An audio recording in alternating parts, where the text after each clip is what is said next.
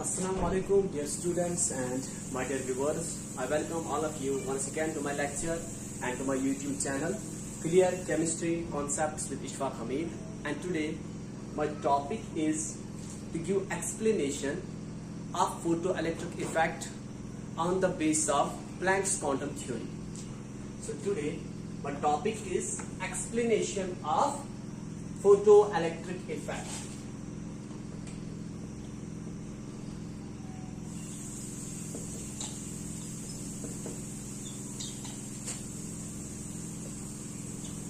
Explanation of photoelectric effect.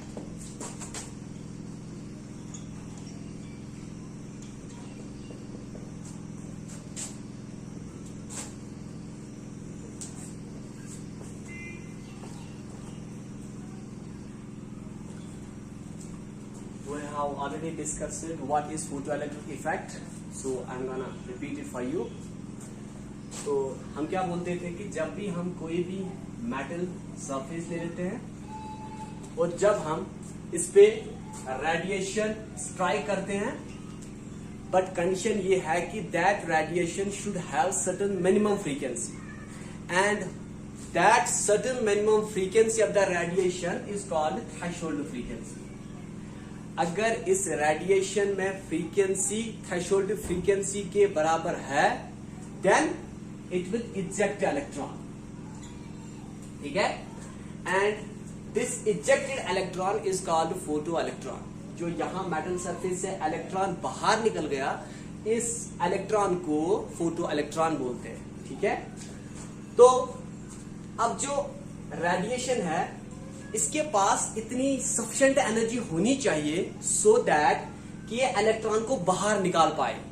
Because जो electron होता है that is inside the atom, atom के अंदर होता है वो, and that electron is attracted by the force of attraction which is exerted by nucleus.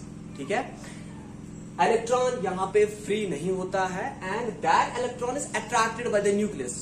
ठीक है? तो रेडिएशन के पास अगर इतनी फ्रीक्वेंसी है that is equal to the threshold frequency, then that radiation will be able to overcome the force of attraction between this electron and the nucleus, and then this electron will be ejected. ठीक है? तो और पहली condition है कि radiation should have frequency equal to or greater than that of threshold frequency. ठीक है? तो सबसे पहले हम बात करेंगे threshold frequency. Threshold frequency.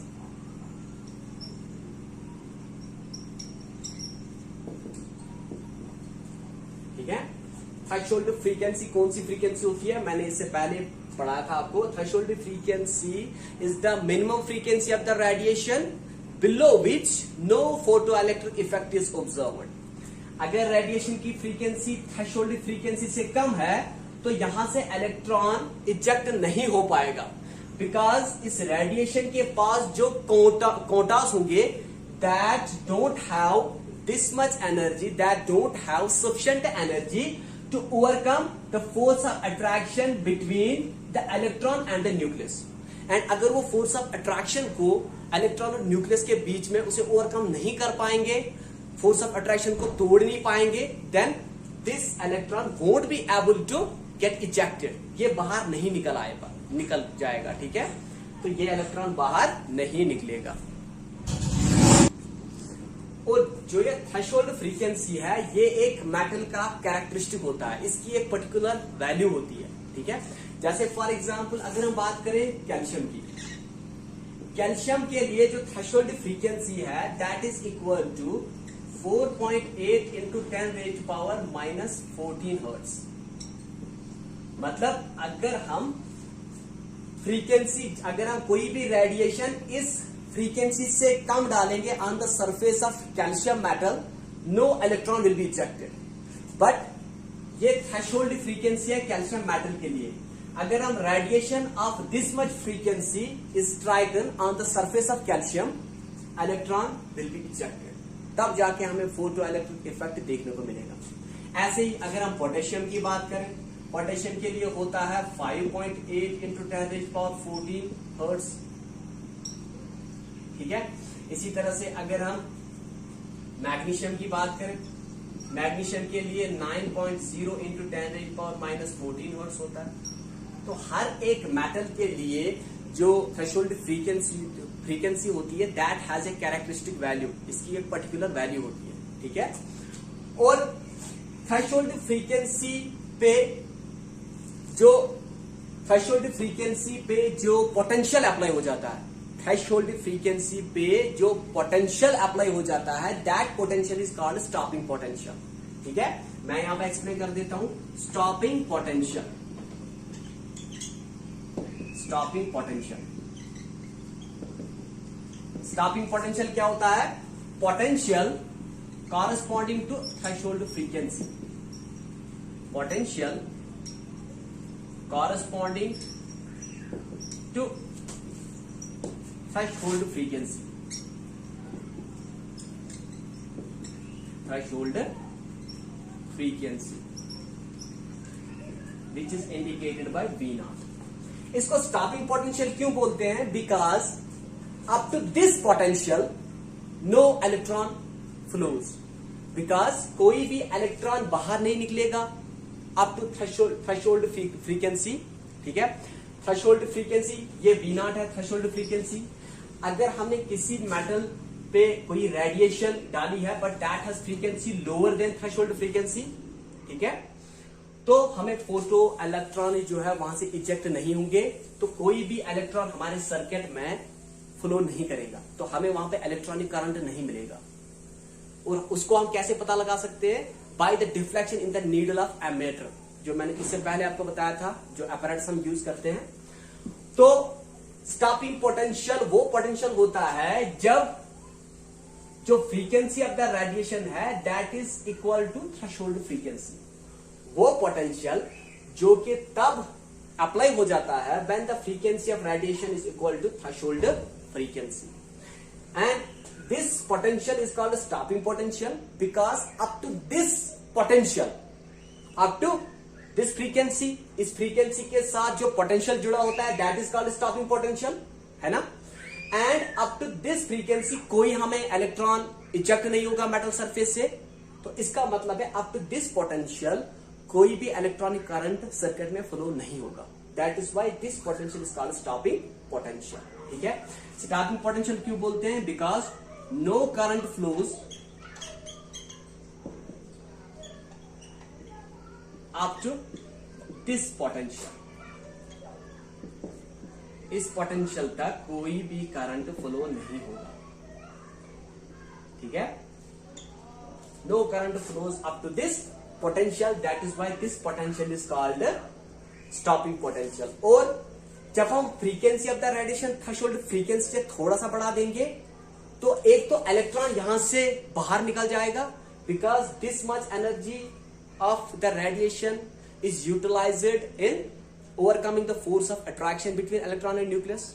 And जो इस फ्रीक्वेंसी, इस एनर्जी से जो ज्यादा एनर्जी होगी that is utilised to impart kinetic energy to the photo electron. ठीक है। और ये वाली जो थ्रेशोल्ड फ्रीक्वेंसी से ज्यादा जो एनर्जी होगी, या हम बोलेंगे थ्रेशोल्ड फ्रीक्वेंसी से जो फ्रीक्वेंसी ऑफ द रेडिएशन ज्यादा होगी, that will impart kinetic energy to the electron, and kinetic energy of the electron is equal to half of mv²। ठीक है।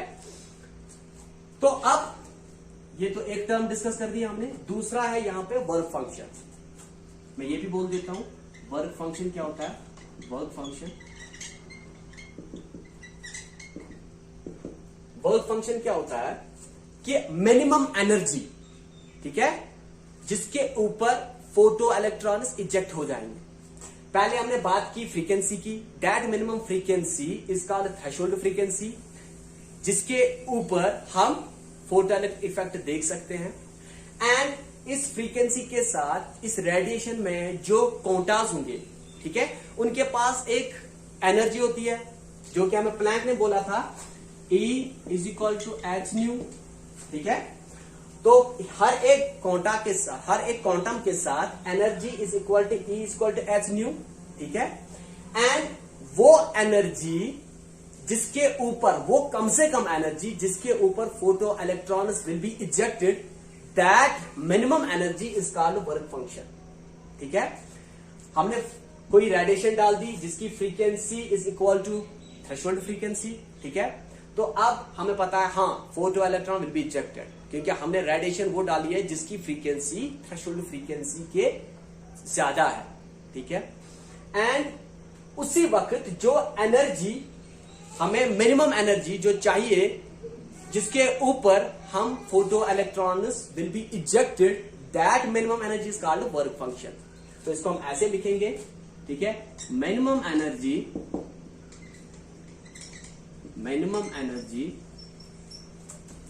और वो minimum energy is equal to h v naught. ठीक है, because E is equal to h nu. ठीक है, कोई जो क्वांटम होता है that has energy equal to h new.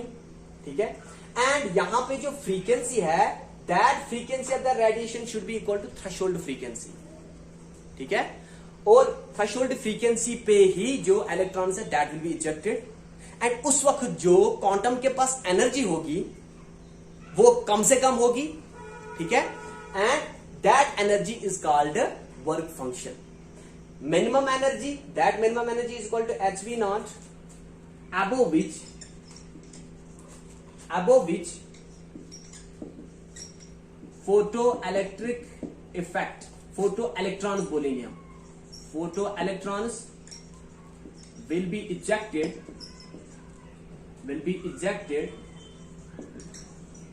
is called work function. इस एनर्जी का नाम दिया गया है वर्क फंक्शन। ठीक है, and this much energy of the quantum is utilised to overcome the force of attraction between electron and nucleus. ये work function, वो कम से कम एनर्जी चाहिए एक क्वांटम को जो कि force of attraction between electron and nucleus को ओवरकम कर दे। अगर किसी क्वांटम के पास एनर्जी इससे कम हो तो वो force of attraction between electron and nucleus को ओवरकम नहीं कर पाएगा, और अगर force of attraction between electron and nucleus को ओवरकम नहीं कर पाया, उसको तोड़ नहीं पाया, then electron will not be ejected. ठीक है, तो that is called work function and this is denoted by W naught. ठीक है, and work function is denoted by W naught. अगर हम किसी मेटल सरफेस पे कोई रेडिएशन डाले that has frequency less than threshold frequency, कोई रेडिएशन हम मेटल सरफेस पे डाल रहे हैं but that radiation is frequency less than threshold frequency.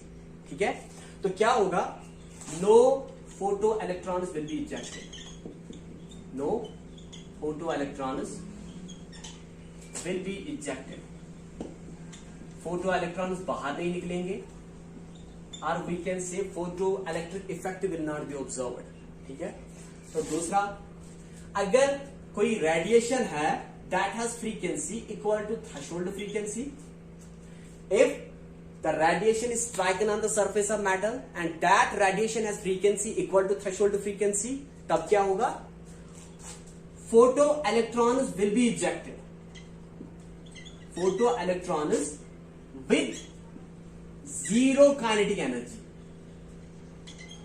ठीक है, with zero kinetic energy will be ejected,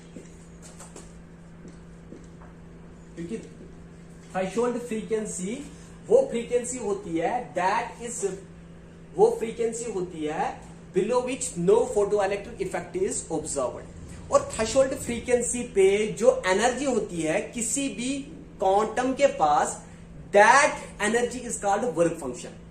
ठीक है, और वो एनर्जी जो है that is utilised to overcome the force of attraction between electron and nucleus.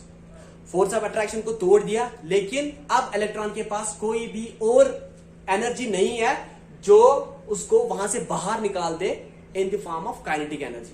ठीक है, तो अब हमें क्या करना होता है, हमें frequency of the radiation should be greater than threshold frequency.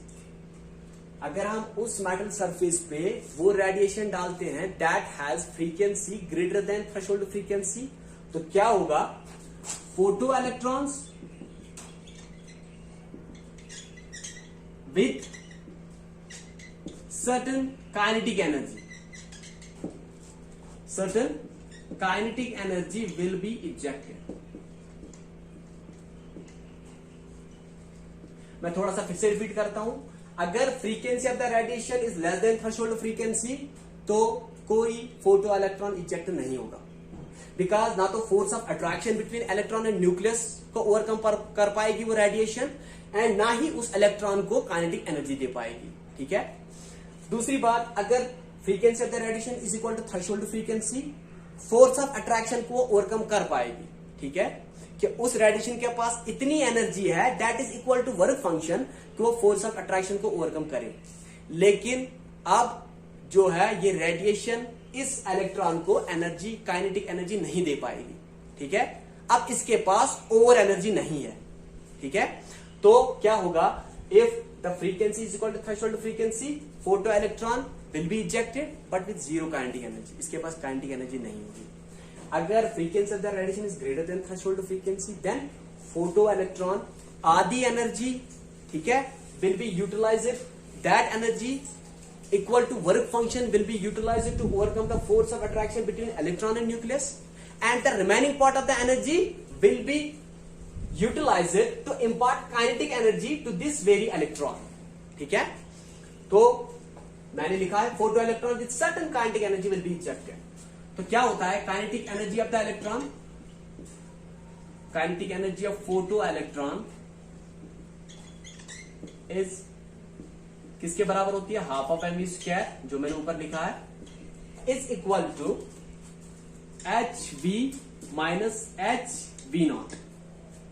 ठीक है, किसी भी जो रेडिएशन होती है दैट कंटेन्स क्वांटम, ठीक है, and each quantum has energy equal to hv।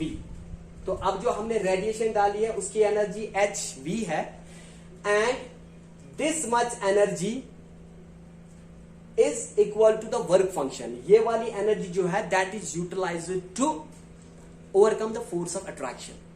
हमने जो यहां से क्वांटम डाला है, quantum of radiation that has energy greater than threshold frequency, और वी कैन से अब इस क्वांटम के पास एनर्जी ग्रेटर देन है वर्क फंक्शन। ठीक है, तो ये पूरी एनर्जी है क्वांटम के पास दैट्स इक्वल टू hv, ठीक है, माइनस hv नॉट।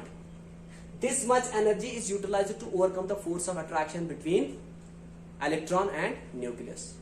ठीक है, एंड अब जो इन दोनों के साथ जो अब जो एनर्जी बची है that is used to impart kinetic energy to the electron.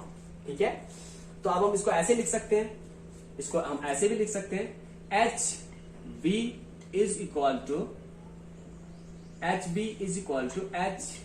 Not plus half of mv square. ठीक है, तो इसको हम ऐसे भी लिख सकते हैं, hv is equal to w naught plus half of mv square.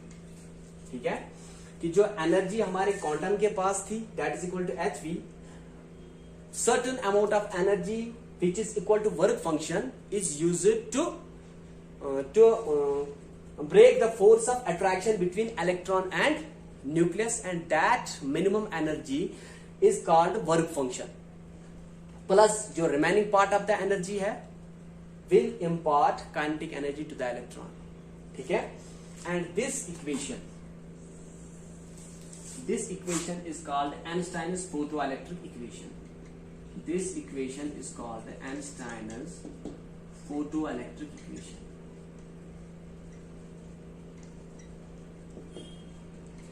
This equation is called Einstein's photoelectric equation। hv is equal to w naught plus half of mv square।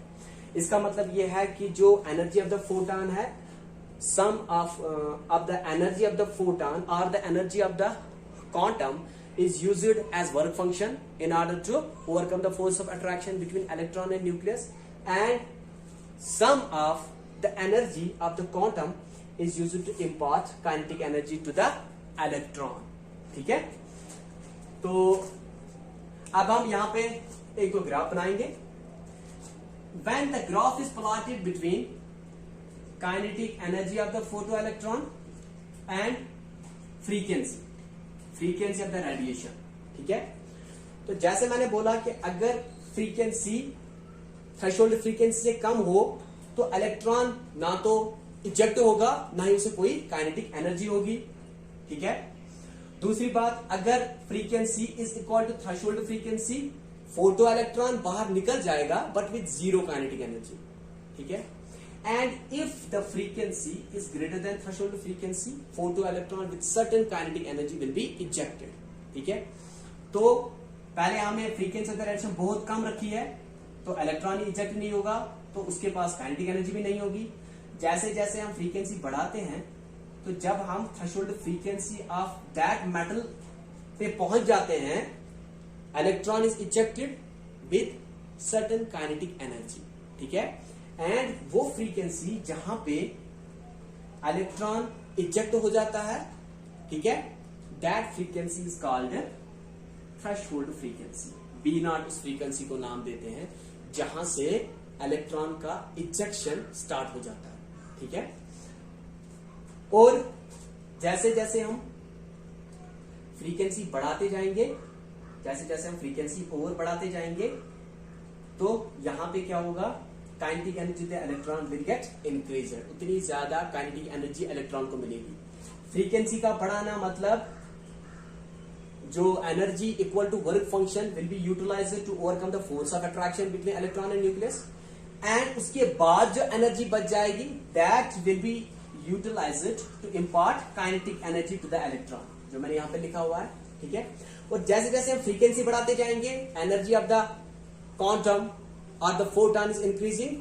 ठीक है, वर्क फंक्शन तो same है but the remaining energy will be utilized to impart kinetic energy, और उसके बाद जो electron eject होगा उसकी काइनेटिक एनर्जी और बढ़ती जाएगी जितनी हम फ्रीक्वेंसी ऑफ द रेडिएशन बढ़ा देंगे.